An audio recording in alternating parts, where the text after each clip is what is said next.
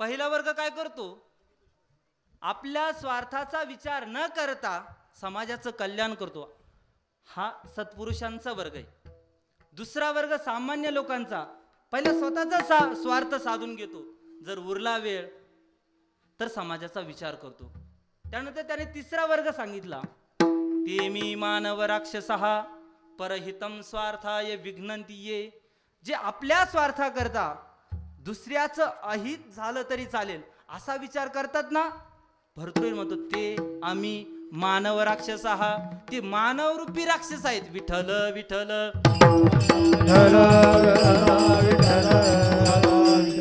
मानव रूपी राक्षस का म्हटलं? दिसायला माणसं आहेत, असायला राक्षस आहे. विठ्ठल विठ्ठल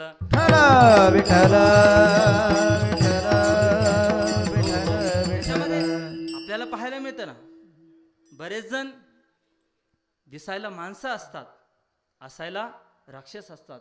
संत दिसायला माणसं असतात, असायला देव असतात. विठ्ठल विठ्ठल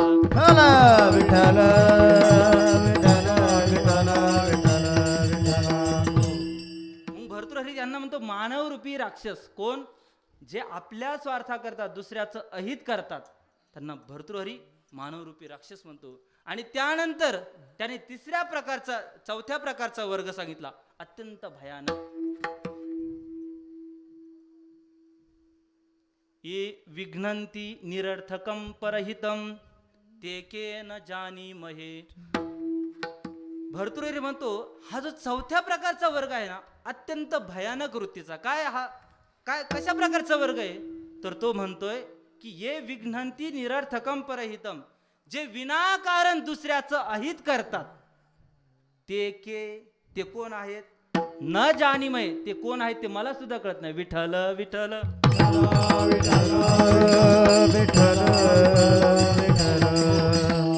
तो म्हणतोय की अशा प्रकारचे समाजामध्ये जे लोक आहेत, जे स्वतःचं हित तर साधत नाहीतच नाही, परंतु दुसऱ्याचं वाटोळ केल्याशिवाय राहत नाही. मग अशा वर्गाचे जे लोक आहेत त्यांना म्हणावं तरी काय? काहीच म्हणता येत नाही. तो म्हणतो त्याला म्हणावं तरी काय? ते के न जानी महे. मग अशा प्रकारचे समाजामध्ये चार प्रकारचे वर्ग आहे.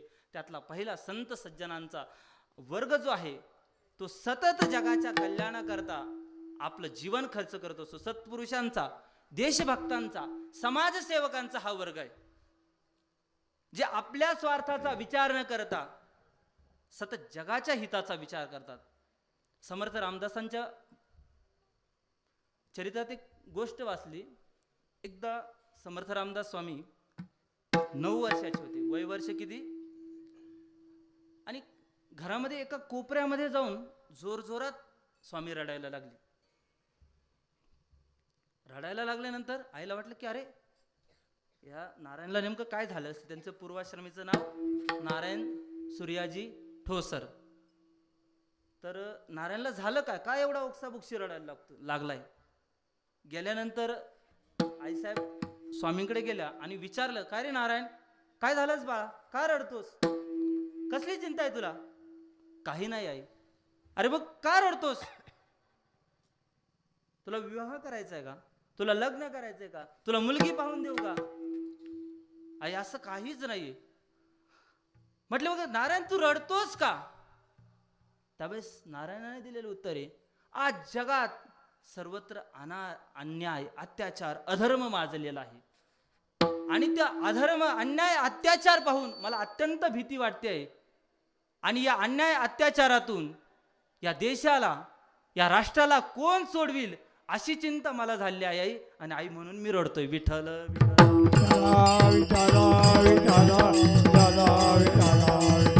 विठ्ठल. पुढे हाच नारायण स्वामी रामदास झाला. आणि छत्रपतींना घडवण्यामध्ये ज्या 2 साधू पुरुषांचा हात आहे, त्यातले पहिले जगद्गुरु तुकोबराय आणि दुसरे समर्थ रामदास. या 2 महापुरुषांनी सतत छत्रपतींना जागृत ठेवण्याचं काम केलं. जसं मासाहेब जिजाऊंनी केलं, त्याच प्रकारे या महापुरुषांनी छत्रपतींना प्रेरणा दिली आणि हे सर्व हिंदवी साम्राज्य उभं केलं. विठ्ठल विठ्ठल विठ्ठल विठ्ठल विठ्ठल विठ्ठल विठ्ठल विठ्ठल. अर्थात हा संत सत्पुरुषांचा जो वर्ग आहे, सतत विश्वाच्या कल्याणाकरता झटणारा वर्ग आहे.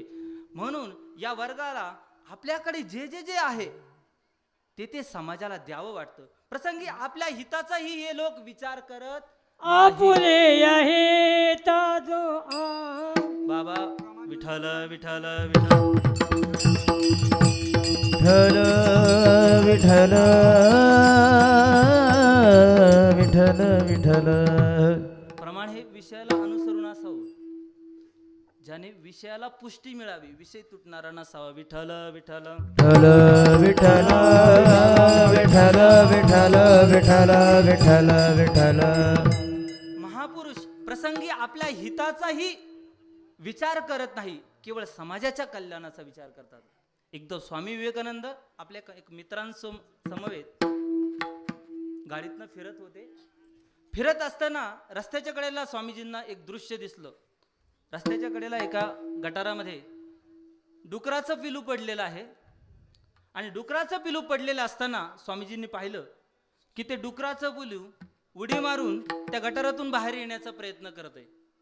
आता मुळातच साधुवृत्ती अंतःकरणात करुणेचा दयेचा भाव निर्माण झाला आणि स्वामींनी त्या मित्राला त्यांच्या सगळ्यांना थांबवलं आणि स्वामीजी गेले, त्या गटाराजवळ गेले. अक्षरशः स्वामीजी त्या गटारात उतरून त्यांनी त्या डुकराच्या पिलाला गटारातून बाहेर काढलं.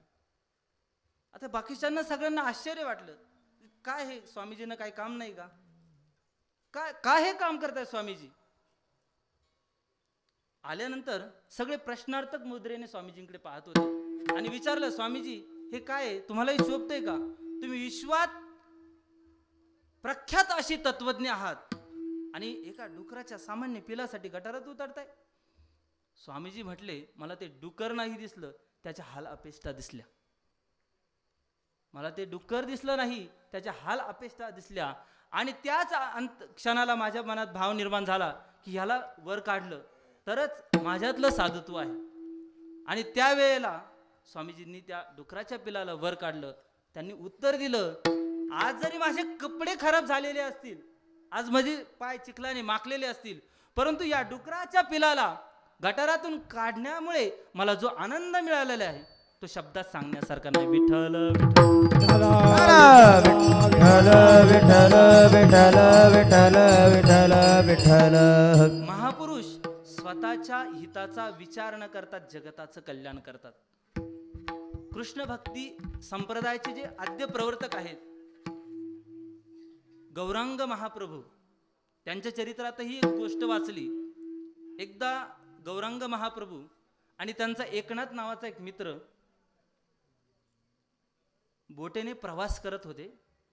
करत असताना स्वामीजींनी पाहिलं की अरे आज आपला मित्र खूप नाराज दिसतोय, नेमकं काय घडलेलं असावं. तो जातोय, स्वामीजी त्याला विचारतात की एकनाथ काय रे बाबा, नेमकं कशामुळे तू एवढा नाराज दिसतोस.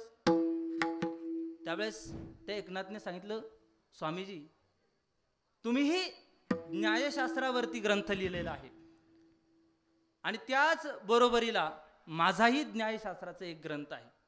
स्वामीजी माझ्या मनामध्ये चिंता निर्माण झालेली आहे.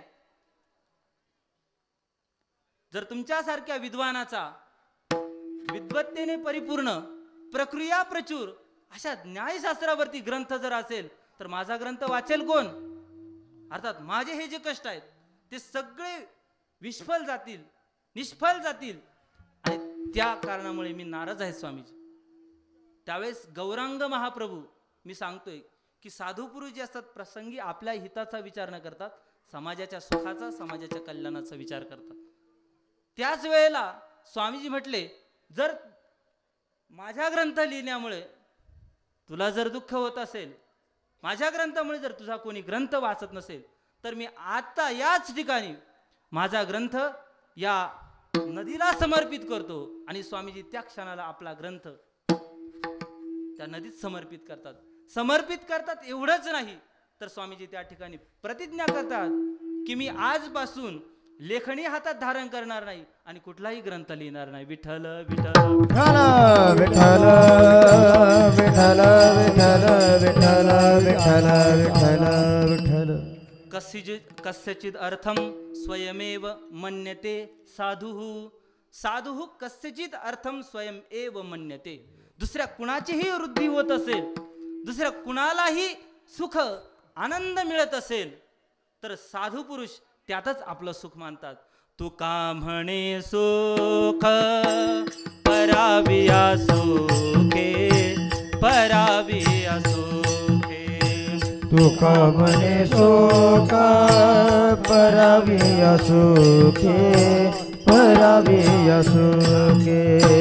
तुका म्हणे सुख पराविया सुखे, पराविया सुखे. तुका म्हणे सुख पराविया सुखे, पराविया सुखे. अमृत हे मुखे श्रवतसे, अमृत हे मुखे श्रवतसे. अमृत हे मुखे श्रवतसे. अमृत हे मुखे श्रवतसे. काय वाणू आता पुरे वाणी, ना पुरे वाणी. काय वाणू आता ना पुरे वाणी, ना पुरे वाणी. काय वाणू आता ना पुरे वाणी, ना पुरे वाणी. काय वाणू आता ना पुरे वाणी, ना पुरे वाणी. विठाल विठाल विठाल विठाल विठाल विठाल विठ्ठल कुंडली विठ्ठल श्री ज्ञानदेव. विठ्ठल विठ्ठल विठ्ठल विठ्ठल विठ्ठल विठ्ठल.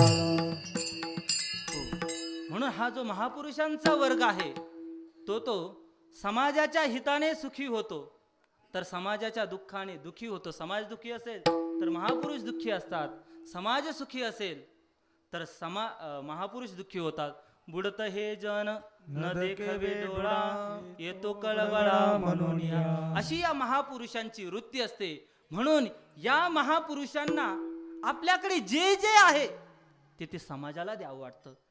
जे जे आपणासी ठावे ते ते सकळांसी द्यावे, शहाणे करोनी सोडावे सकळ जन.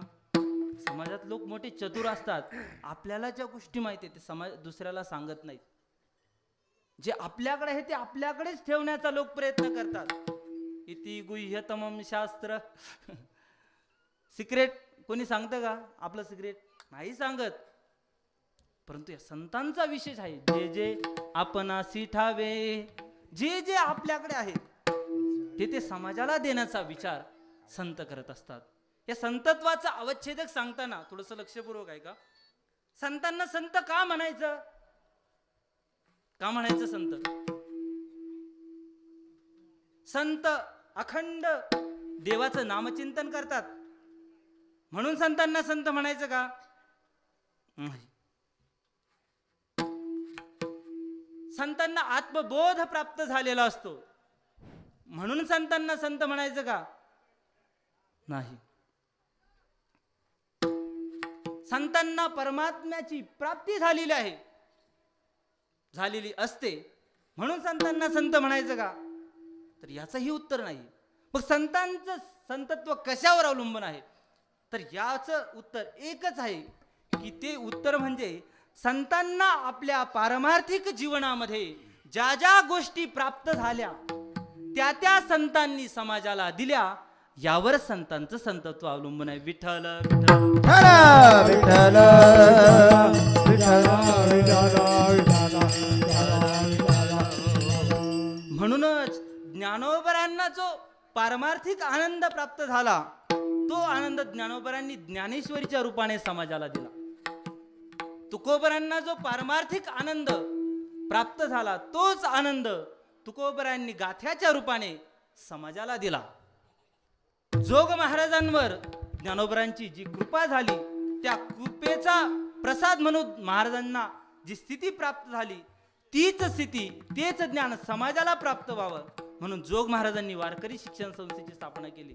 आणि आज या महाराष्ट्र प्रांतामध्ये हजारो कीर्तनकार घडवण्याचं काम त्या वारकरी शिक्षण संस्थेने केलेलं आहे.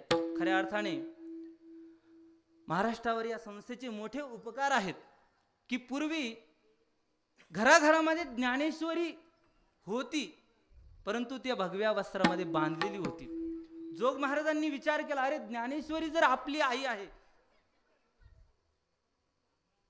तर आईच्या गर्भामध्ये असलेलं, आईच्या स्थानामध्ये असलेलं जे अमृतरूपी दूध आहे ते प्राशन करायला काय हरकत आहे का? आपण मूल या नात्याने नाही. मग जोग महाराजांनी तीच ज्ञानेश्वरी उघडली आणि ती समाजाला शिकवण्याकरता वारकरी शिक्षण संस्थेची स्थापना केली. आणि आज घरोघर गावोगावी संस्थेचे विद्यार्थी कीर्तनकार बनत आहेत, जे समाजापर्यंत ज्ञानेश्वरीचा गाथ्याचा प्रचार करत आहेत. खऱ्या अर्थाने यावरच संतांचं सतत्व अवलंबून आहे की संतांनी आपल्याला जे जे प्राप्त झालं, ज्ञानोबरांनी ज्ञानेश्वरीच्या समारोप करतानाही सांगितलं की हा ग्रंथ जो मी उभा केला तो कशा करता, किंबहुना सर्व सुखी पूर्ण होऊन तिही लोकी भजिजो आदि पुरुखी अखंडित. मला जो आनंद प्राप्त झालेला आहे त्या आनंदाने मी संपूर्ण जग भरून टाकीन. ज्ञानोबरावर न करता आनंदे भरीन तिन्ही लोक, अवघाची संसार सुखाचा करीन आनंदे भरीन तिन्ही लोक. ज्ञानोबरावर न करतात की आपल्याला जो आनंद प्राप्त झालाय तोच आनंद मी समाजाला देणार, त्या आनंदाने संपूर्ण विश्व भरून टाकणार. आणि हे जे संत आहेत, जी अवस्था ज्ञानोबरांना तीच अवस्था तुकोबरांना, तीच अवस्था नामदेव महाराजांना, तीच अवस्था संत श्री एकनाथ महाराजांना, सर्व संत समान समस्थितीत असल्यामुळं तुकोबराय ही त्याच अवस्थेत आहे. आणि आपल्याला जो पारमार्थिक आनंद प्राप्त झाला त्या आनंदाचं सेवन महाराज तर स्वतः करतात, परंतु समाजालाही घ्या असा आग्रह करतात. सेवितो हरास वाटे तो अनेका, सेवितो हरास वाटे तो अनेका, वाटी तो अनेका, सेवितो हरास वाटी तो सेवितो हरास वाटे तो अनेका, सेवितो हरास वाटे तो अनेका, वाटी तो अनेका, सेवितो हरास वाटी तो अनेका. यारे भोबुना करान भरी, यारे भोबुन करान भरी, यारे भोबुन करान भरी, यारे भोबुन करान भरी. विठेवरी जाचे पाऊले समान, विठेवरी जाचे पाऊले समान, विठेवरी जाचे पाऊले समान, विठेवरी जाचे पाऊले समान, विठेवरी जाचे पाऊले समान, विठेवरी जाचे पाऊले समान, विठेवरी जाचे पाऊले समान, विठेवरी जाचे पाऊले समान.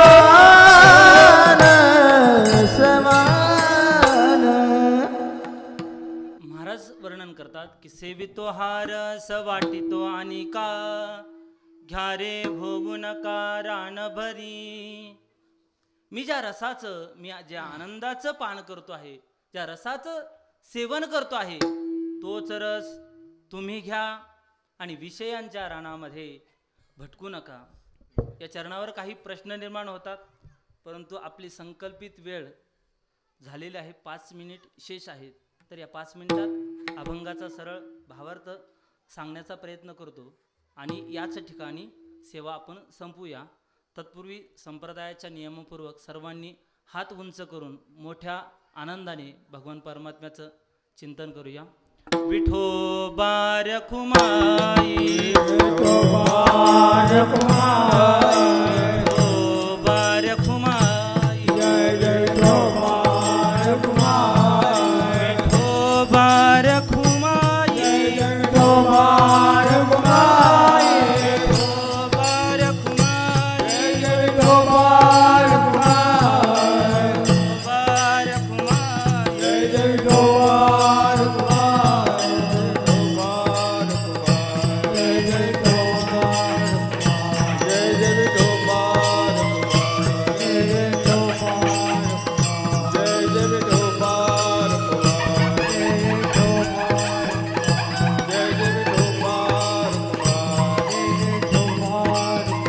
जय जय विठोबा विठोबा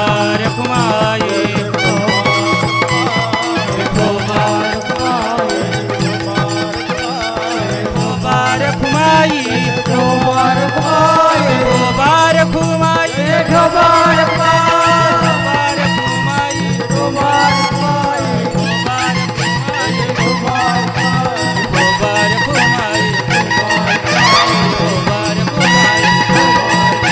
कुंडली कबरदा हरी विठ्ठल श्री ज्ञानदेव तुकाराम पंढरीनाथ भगवान की जय माऊली ज्ञानेश्वर जगद्गुरु तुकाराम महाराज कोलेश्वर भगवान की जय.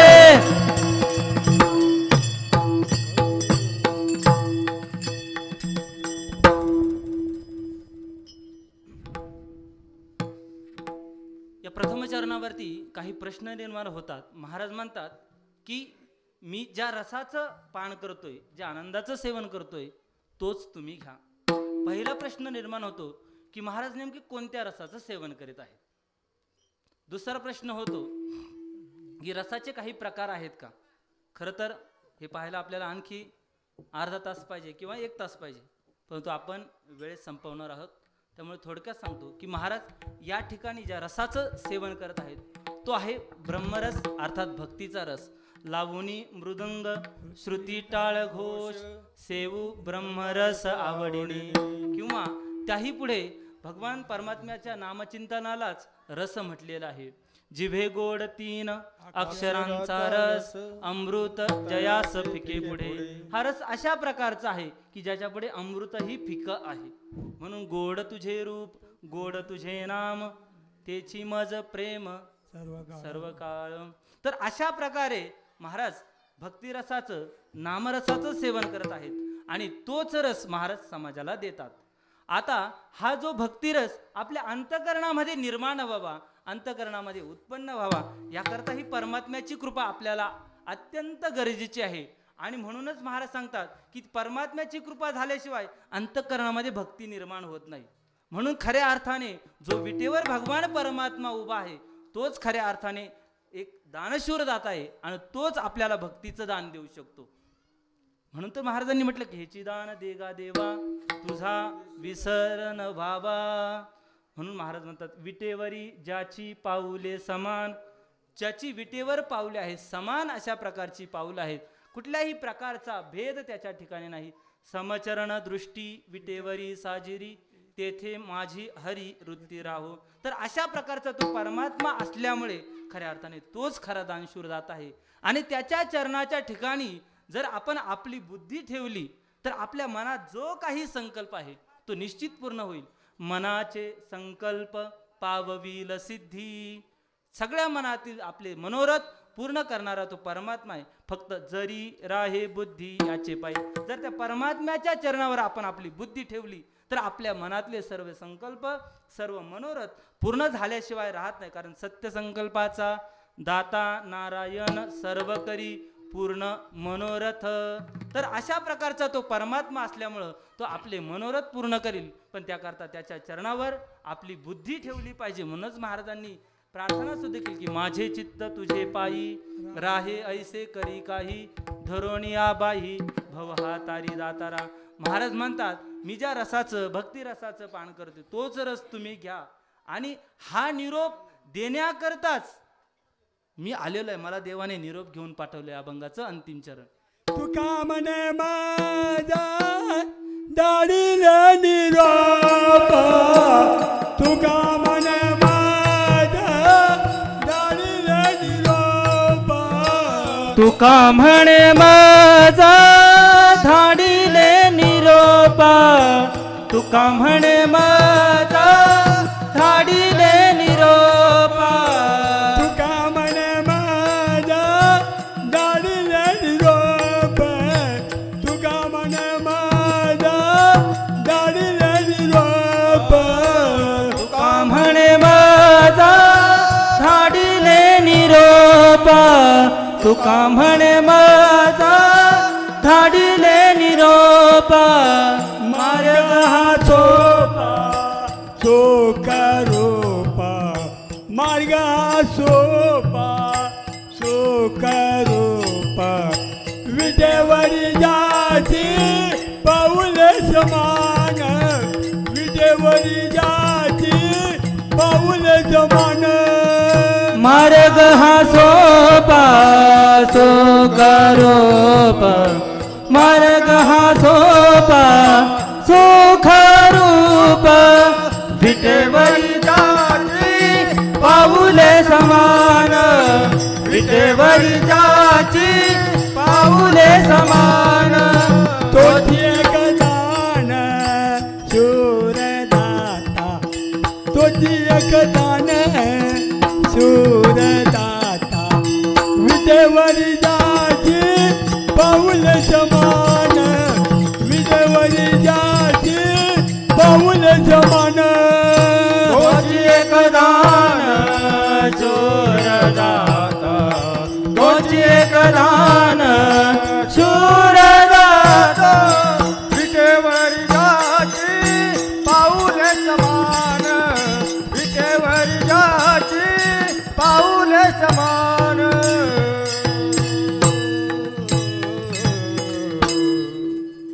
महाराज म्हणतात तुका म्हणे मज धाडीले निरोपा मार्ग हा सोपा सुखरूप मला भगवान परमात्म्याने निरोप घेऊन पाठवलेला आहे की हा जो भक्तीचा मार्ग आहे तोच खऱ्या अर्थाने सुखरूप आणि सोपा अशा प्रकारचा मार्ग आहे त्याच मार्गाचं तुम्ही अनुसरण करा अर्थात तो भक्तीचा रस तुम्हीही तुमच्या जीवनामध्ये अनुभवा त्या भक्तीला सुरुवात करा इतर साधनांचा जर विचार केला तर इतर साधनही आहेत ज्ञानरूपी साधन आहेत कर्म साधन आहेत योग साधन आहे परंतु हे जे मार्ग आहेत ते अत्यंत कठीण आहेत योग मार्गाबद्दल ज्ञानोबा सांगतात योगाची या वाटा जे निघाले का सुबटा त्या या दुःखाचाची वाटा भागा आला योग हा अत्यंत खडतर आहे कठीण आहे अष्टांग पूर्ण करून समाधी अवस्थेपर्यंत साधक जात असतो यम नियम आसन प्राणायाम प्रत्याहार धारणा ध्यान समाधी आणि मग शेवटची अवस्था त्याला तो परमानंद प्राप्त होत असतो ज्ञानमार्गातही शम दम श्रद्धा उपरम समाधान तितिक्षा ही समाधी षटक त्याच्याजवळ असावी विवेक वैराग्य समाधी षटक मुमुक्षत्व या चार साधन चतुष्टयाने युक्त तो साधक असावा त्याने सद्गुरूंकडे जावं सद्गुरूंना शरण जाऊन सद्गुरूंची सेवा करावी सेवा केल्यानंतर सद्गुरू प्रसन्न होतील आणि प्रसन्न होऊन ते आत्मज्ञानाचा उपदेश करतील मग त्याला तो तत्वज्ञानाचा बोध प्राप्त होत असतो अर्थात हे ज्ञानरूपी साधन उपनिषद वर्णन करतात की क्षुरस्य धारा निषेधा दुरत्यया दुर्गम पथस्तत कवयो वदंती एखाद्या धार लावलेल्या तलवारीच्या पात्यावर चालणं ज्या प्रकारचं अवघड आहे तसा हा ज्ञानमार्ग अत्यंत अवघड अशा प्रकारचा आहे कर्म मार्ग हे अत्यंत अवघड आहे ज्ञानोबा वर्णन करतात कर्म म्हणजे ते कवन अथवा अकर्मा काय लक्षण येत विचरिता विचक्षण गुंफून ठेवले किम कर्मेती कवयोप्यत्र मोहिता मोठे मोठे ज्ञानी या कर्म मार्गामध्ये त्यांना कर्म काय अकर्म काय विकर्म काय हे कळतच नाहीये तेव्हा करण्याचा विचार आणि फलाचा विचार अत्यंत दूरच आहे म्हणून या कलियुगामध्ये बाकीची जी साधन आहे ती न घडणारी अशा प्रकारची आहे अवघ्या वाटा झाल्या शीन कली न घडे साधन उचित उधी विधान न कळे न घडे सर्वथा मग अशा वेळेला एकच मार्ग सोपा आहे भक्तिपंथ बहु सोपा पुण्य नाघवे या पापा येणे जाणे खेपा येणेची एके खुंटती. तर अशा प्रकारे हा भक्ती मार्ग अत्यंत सोपा आहे. नारद महर्षी भक्ती सुरता सांगतात, अन्यस्मात सौलभ्यम भक्त. इतर साधनांच्या तुलनेमध्ये भक्ती अत्यंत सोपी आहे. आणि ज्ञान योगेप्योपधीकतरा, ज्ञान योग कर्म या मार्गांपेक्षाही अत्यधिक फल देणारी भक्ती आहे. म्हणून त्रिसत्यस्य भक्तिरेव गरीयसी, भक्तिरेव गरीयसी, भक्तिरेव गरीयसी. भक्तीच श्रेष्ठ आहे, भक्तीच श्रेष्ठ आहे, भक्तीच श्रेष्ठ आहे, असे नारद महर्षी एकदा नाही तर 3दा सांगतात. म्हणून महाराज म्हणतात की मार्ग हा सोपा मार्ग आहे. आणि कसा मार्ग आहे? सुखाचा मार्ग आहे. म्हणून या मार्गाचं सर्वांनी अनुसरण करावं हीच महाराजांची इच्छा आहे. अशा प्रकारे या अभंगावरती यथामती यथा अवकाश धावत्या वेळेमध्ये चिंतन करण्याचा प्रयत्न केलेला आहे. खरं तर आपण पहिल्याच चरणाचा विचार केला.